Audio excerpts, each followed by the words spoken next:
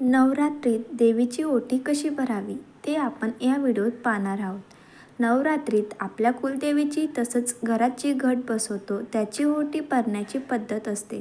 ओटी भरताना काही गोष्टीची काळजी घेतली पाहिजे.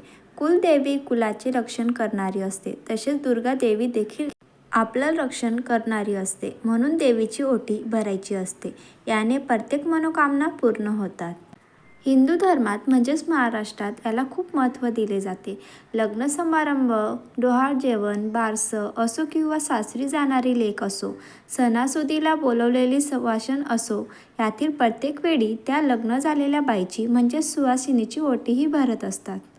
एका ताटात साडी ठेवावी. आपल्या येथे परंपरेनुसार नऊवारी साडीने ओटी भरण्याची पद्धत असेल तर नऊवारी साडी ठेवावी. देवीला अर्पण करावयाची साडी सुती किंवा रेशमी असावी, कारण या धाग्यामध्ये देवतेकडून येणाऱ्या सात्विक लहरी ग्रहण करण्याची व धरून ठेवण्याची क्षमता इतर धाग्यांच्या तुलनेत अधिक असते. साडीचा रंग काळा किंवा निळा नसावा. याऐवजी आपण लाल, केशरी, पिवळा, हिरवा, जांभळा असा रंग निवडू शकता. एका ताटात साडी ठेवून तिच्यावर खण ज्याचा रंग देखील शुभ असावा, जसा लाल, सोनेरी किंवा इतर. तसंच संपूर्ण पाण्याने भरलेला नारळ किंवा अखंड सुपारी किंवा अखंड खोबऱ्याची वाटी ठेवावी. ओटीत पाण्याचा विडा ठेवणे देखील महत्त्वाचं आहे. याला तांबूल असं म्हणतात. यात सुपारी, तंबाखू नसावी. नारळाची शेंडी देवीच्या दिशेने असावी. अनेक लोक 5 वाण ठेवतात. त्यात हळदकुंड, सुपारी, खारीक, बदाम आणि श्रीफळ याचा समावेश असतो.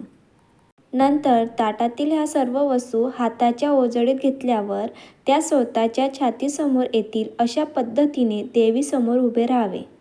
देवीकडून चैतन्य मिळावे आणि आपली आध्यात्मिक उन्नती व्हावी अशी देवीला भावपूर्ण प्रार्थना करावी.